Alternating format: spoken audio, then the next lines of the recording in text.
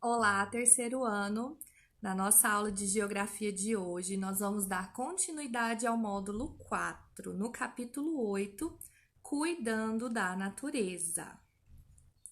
Nós vimos no capítulo anterior sobre os recursos naturais que existem no meio ambiente, como nós utilizamos e que tem os recursos que são renováveis e não renováveis.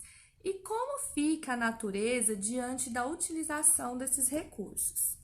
Podemos ter vários problemas.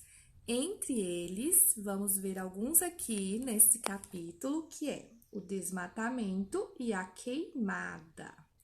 O que acontece? O desmatamento é realizado com diversas finalidades, entre elas a exploração de madeira, o plantio de lavouras e a formação de pastagens. Apesar de proibido no Brasil, a retirada de vegetação natural é constantemente realizada. Então, quando se retira essa madeira, acontece o desmatamento. E as queimadas?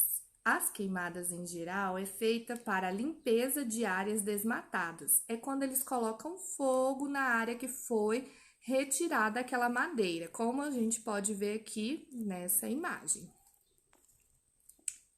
Temos aqui também sobre a erosão. Olha aqui, a erosão são aquelas partes do solo que vai afundando, formando uns buracos grandes.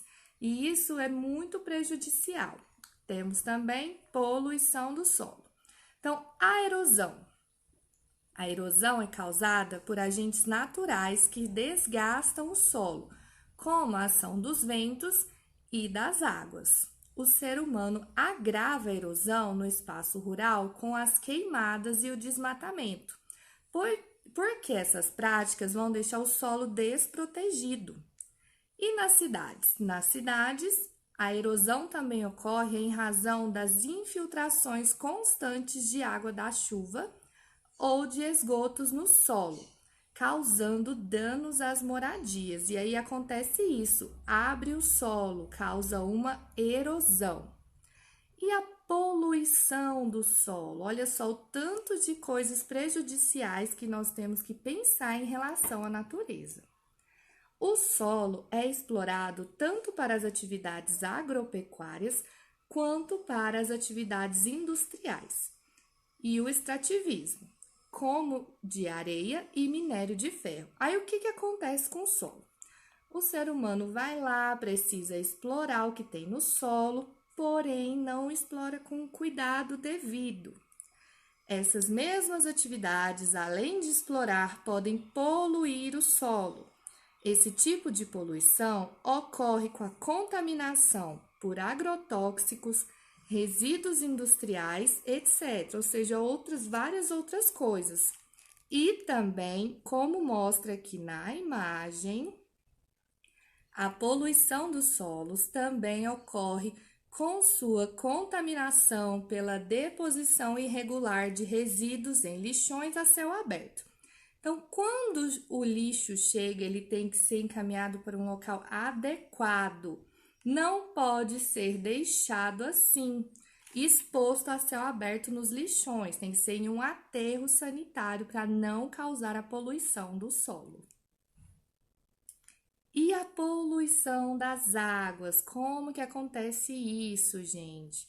Nós utilizamos água diariamente para várias atividades. Então, olha só. Grande parte das atividades econômicas e domésticas depende da utilização de água para serem realizadas. Essas atividades, ao descartarem de maneira incorreta diversos tipos de materiais, como lixo, esgoto e agrotóxicos em rios, lagos e mares, causam a poluição. Aí deixa a água assim, ó, totalmente contaminada.